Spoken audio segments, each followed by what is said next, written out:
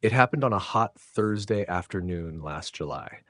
My husband Marcus had just gotten home from work. We were supposed to go out for dinner to celebrate our anniversary, 10 years. Instead, I watched him collapse in our front yard while trying to unload groceries from the trunk. At first, I thought he just tripped, but when I rushed out and saw his face, pale, lips turning blue, I knew something was terribly wrong. I called 911 immediately, barely able to get the words out through my shaking voice. "Please," I begged. "He's not breathing right. I think it's his heart." The dispatcher said paramedics were on their way. We live in a quiet cul-de-sac controlled by a notoriously strict HOA run by a woman named Janice. Everyone called her Karen behind her back. She fit the stereotype too perfectly. Obsessed with power, always nitpicking lawn height, trash bins, paint colors, you name it, she had a rule about it. The ambulance came within 6 minutes. I could hear the sirens from down the block, but they never reached us. They were stopped. I later found out Janice had parked her car sideways across the entrance to our street. She was organizing one of her ridiculous HOA beautification sweeps and didn't want any unapproved vehicles ruining her event. When the ambulance tried to enter, she stood in front of it, arms crossed, demanding they move around. But there was no way around. The cul-de-sac only had one way in. I didn't know any of this yet. I was still kneeling beside Marcus on the sidewalk, watching him gasp for air, trying to talk but failing. He kept looking at me like he was trying to say goodbye. 12 minutes passed before the EMTs finally got to us. One of the neighbors screamed at Janice and moved her car. By then, Marcus was barely conscious. His pulse was weak. They tried everything: oxygen, CPR, the defibrillator. He didn't make it to the hospital. The cause of death was cardiac arrest. But to me, the real cause was a woman who thought her clipboard and rules mattered more than someone's life. The police got involved. Statements were taken. Some neighbors supported Janice, said she meant well, and just wanted to keep things orderly. But others were furious. One even recorded part of the standoff with the ambulance. That video, it went viral. Janice was arrested for obstruction of emergency services. She got out on bail, of course, but she couldn't dodge the rage from the community. For the first time, people saw the HOA for what it was: a weapon of control, not protection. A week after Marcus's funeral, the HOA board called an emergency meeting. Dozens of residents showed up. They voted unanimously to remove Janice from her position. She didn't even show up to defend herself. The worst part, she never apologized, not once. I go to sleep every night replaying those moments, wondering if a few minutes would have made the difference, wondering if he could have been saved. And all because one woman thought rules mattered more than a human life. After the emergency HOA meeting, everything felt different. The same neighbors who used to wave with forced smiles were suddenly dropping off casseroles and flowers. I appreciated it, but nothing filled the hole in my chest. Marcus was gone, and I knew deep down, if those paramedics had reached us just 5 minutes earlier, things might have ended differently. I couldn't stop thinking about how he kept trying to speak. His lips moved, but no sound came out.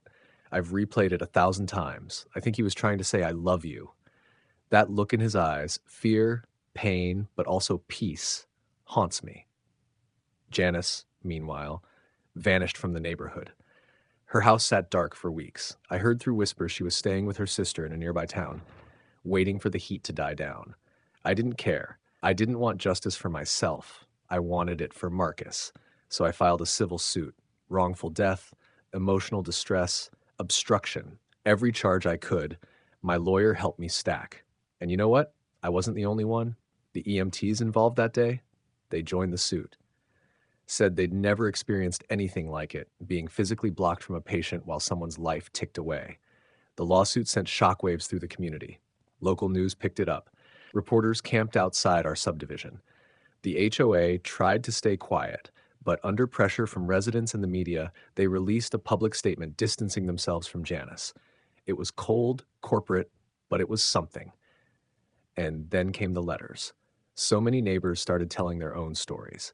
How Janice had fined them for wind chimes, lawn chairs, solar lights.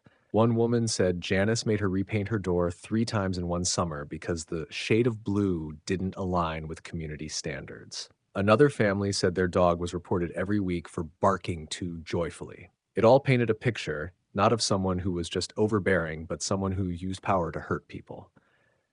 The community began a movement, not just about Janice, but about rethinking HOA power entirely.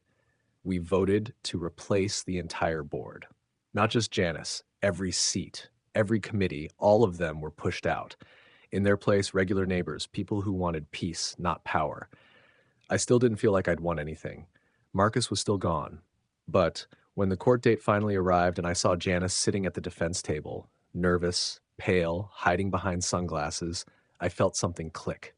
She wasn't in control anymore. The clipboard was gone. The smug grin she always wore when handing out warnings? Gone too. She settled before trial. She admitted to blocking the ambulance, claimed she was caught in the moment, and never intended harm. But she agreed to pay a significant settlement, was banned from ever serving on an HOA board again, and was required to write a public letter of apology to the community. It wasn't enough. It would never be enough. But it was something. I still sit on the porch most evenings. Marcus and I used to drink tea out here and talk about everything: work, the neighbors, future vacations. Now I just sit and listen to the wind. Sometimes I talk to him like he's still here. And when I hear a siren in the distance, I always say the same thing out loud: I hope they make it in time.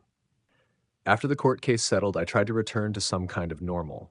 But what does normal mean when your other half is gone forever? Because someone decided their neighborhood rules were more important than your husband's life. I went back to work part-time.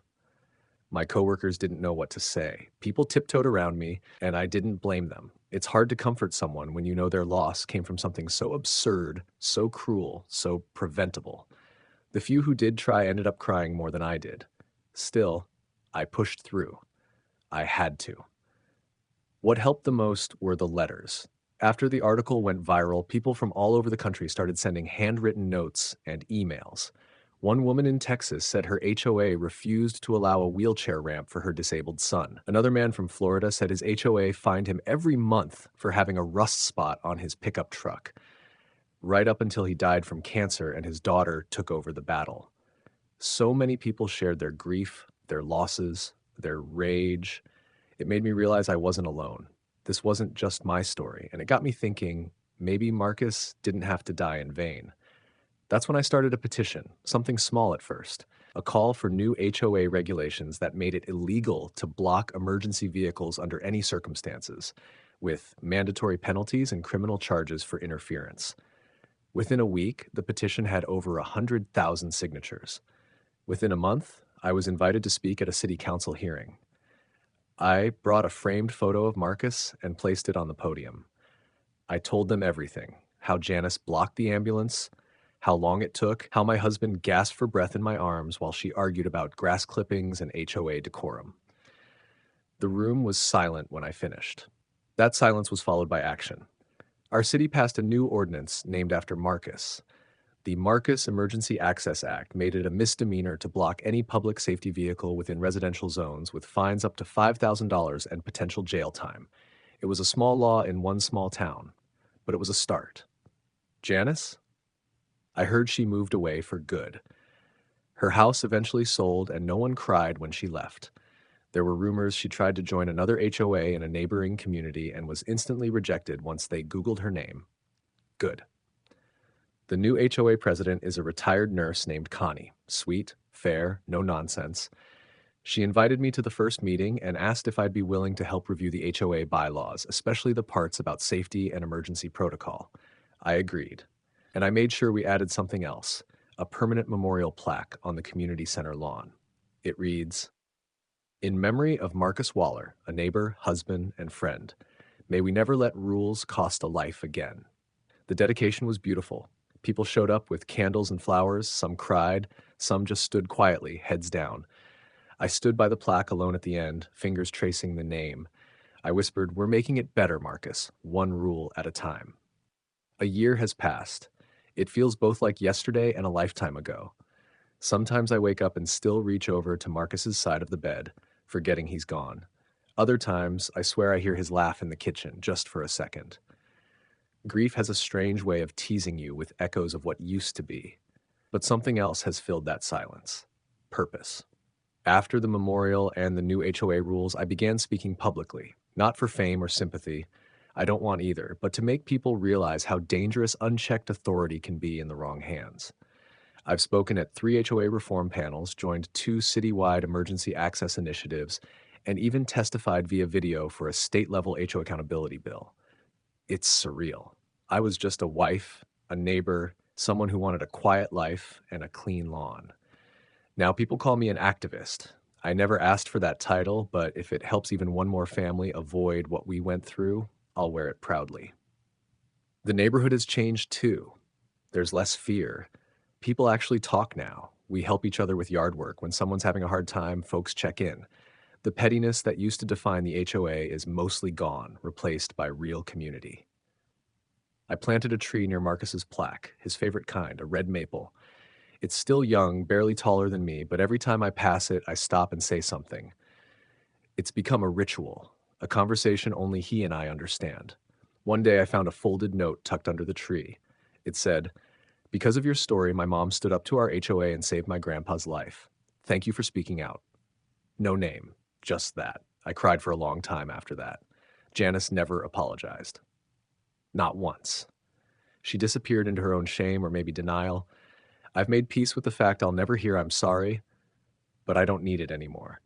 The apology came in the form of neighbors helping neighbors, new laws protecting lives, and strangers finding strength in our tragedy. Grief will always live in me, but so will Marcus. In the tree, the plaque, the stories being changed across the country. He didn't die in vain. His life lit a fire that's still burning. If you're reading this and you've ever been silenced, pushed around by some petty authority figure, or watched someone misuse power for control, speak up. Don't wait. You have no idea who you might save. This is for Marcus. Always. The end.